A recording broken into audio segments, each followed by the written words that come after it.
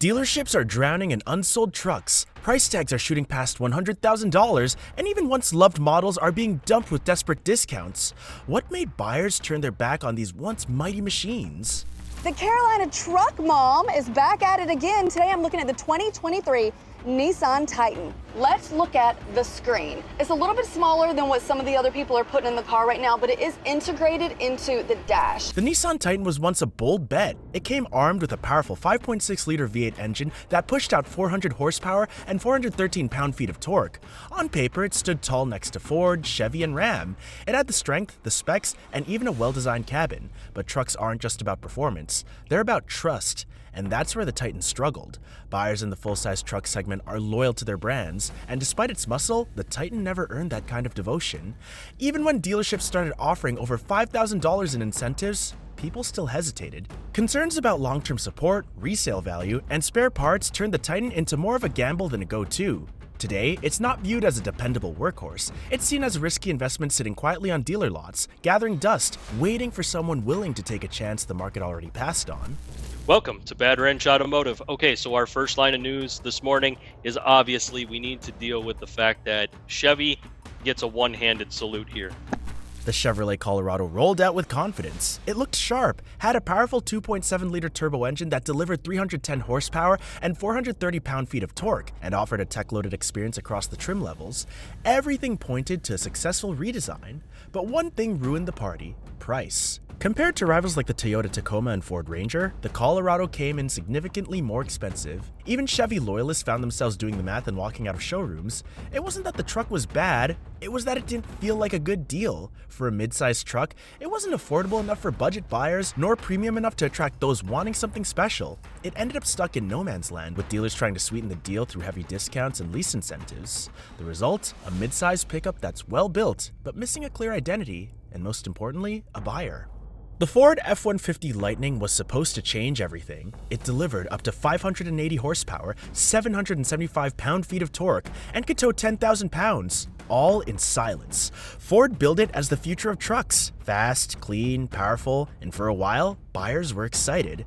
But that excitement faded fast. Real-world range turned out to be a major issue. Towing or driving at highway speeds could cut the range nearly in half, making it unpredictable for anyone who depended on their truck daily. Then came the sticker shock. Fully loaded models pushed past $100,000, even with incentives. That price pushed out working-class buyers, the very people who rely on trucks the most. Suddenly, dealerships were stuck. They slashed prices, added free charging plans, and offered 0% financing, but demand kept slipping. The Lightning promised a revolution, but buyers saw risk, not reliability, and for many, that was a deal-breaker too big to ignore. The Ram Classic had one job: be the affordable, no-frills alternative to modern full-size trucks. And for a few years, it worked. With its older frame, familiar V6 or Hemi V8 engines, and straightforward utility, it attracted buyers who didn't care for fancy features. But time moves fast in the truck world. While other models evolved with digital displays, driver's assistance tech, and premium interiors, the Classic stayed the same. It felt less like a reliable old friend and more like a relic from 2010. Step inside and you're greeted with hard plastics, dated controls, and basic tech. Buyers started noticing. Even deep discounts couldn't mask the fact that it was out of step with modern expectations. Inventory began piling up, with some lots sitting on months' worth of unsold units. The Ram Classic didn't fail because it was weak. It failed because it refused to grow while everyone else moved on. The Ford Ranger came back with solid numbers. It packed a turbocharged 2.3-liter engine with 270 horsepower and 310 pound-feet of torque.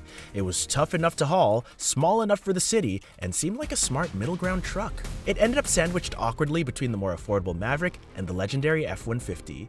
Buyers looking to save money chose the Maverick's hybrid setup and lower price. Those wanting power and legacy stuck with the F-150. The Ranger didn't have a place to shine. It wasn't budget-friendly, and it didn't have the swagger of its bigger sibling.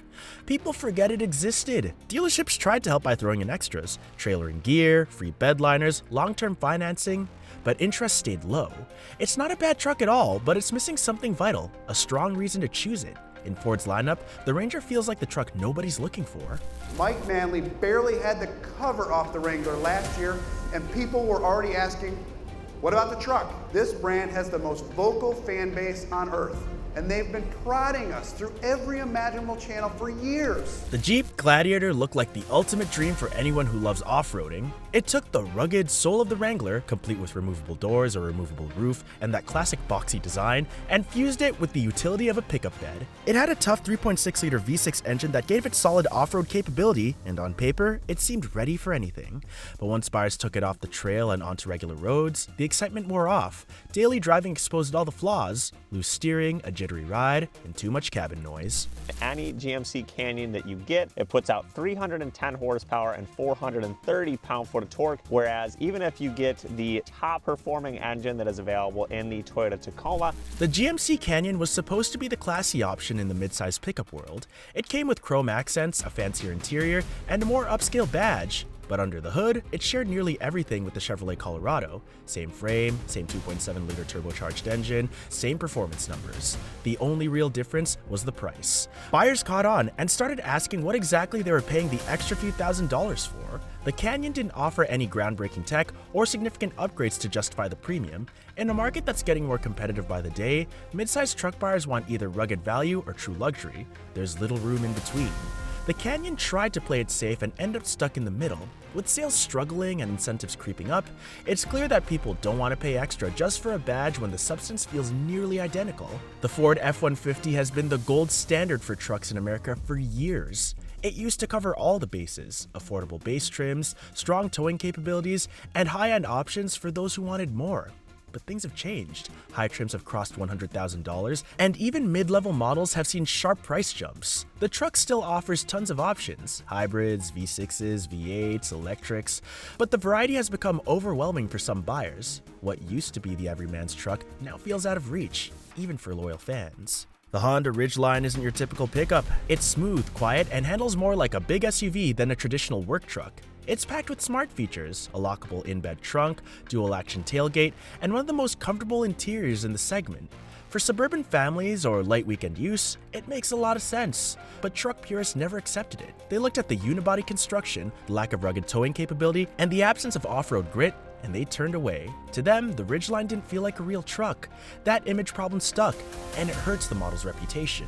The old Toyota Tundra had a loyal fan base for one reason: trust. Its naturally aspirated V8 engine was known for lasting well past 200,000 miles without fuss.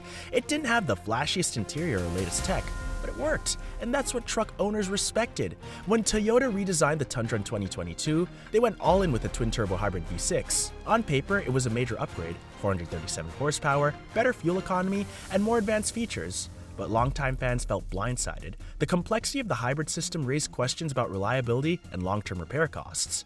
So what are your thoughts on this? Let us know in the comments below.